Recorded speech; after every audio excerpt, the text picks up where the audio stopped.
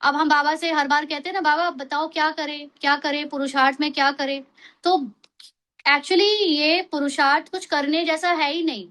ये केवल एक स्मृति है कि मैं कौन हूं बस।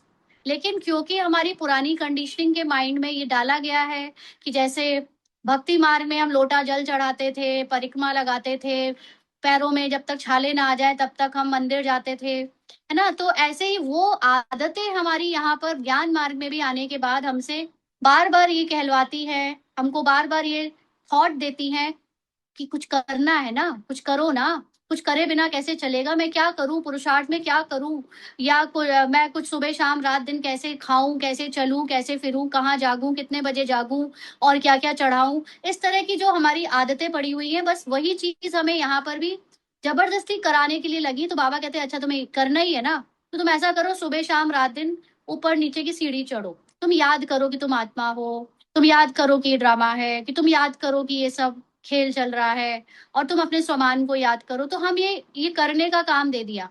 अदरवाइज क्योंकि हमें लग रहा है कि हम कर रहे हैं, बट आत्मा होना तो बस होना है।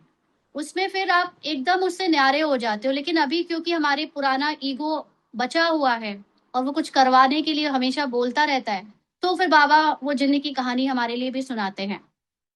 तो कहानी है ना, जिन्न ने कहा हमको काम नहीं देंगे तो खा जाएंगे। तो उनको तो ये जिन्न जैसे उसमें नेगेटिव लग रहा है, ऐसे ही हमारा मन भी नेगेटिव पार्ट प्ले करता है कि अगर ज्ञान में आप हमें बताओगे नहीं कि हमें करना क्या है, तो हम ज्ञान छोड़ के चले जाएंगे, है ना। ऐसे ही होता है हमारे में, अगर कोई टीचर कोई आपको पुरुषार्थ करने का तरीका ठीक से ना समझाए और सिर्फ इतना बताए कि आप आत्मा हो, अपने को आत्मा समझो, तो आप उसको छोड़ के चले जाओगे, आप ज्ञान छोड़ के चले जाओगे। अरे ये कुछ करवाता ही नहीं, इसको नहीं आता कुछ, कुछ तो करे। हम लोग भी जब ज्ञान में आए तो मेडिटेशन सिखाओ सिखाओ बोलते थे। अब वो ज्ञान समझा रहे हैं, ये ज्ञान ही अपने आप में समझ एक मेडिटेशन है। लेकिन हमें वो लगता ही नहीं था कि ये ज्ञान कुछ मेडिटेशन है। नहीं, हमको वो बैठ के आंखें बंद करके ओम बोल के और जो करवाया जाता है वैसा वाला करवाओ।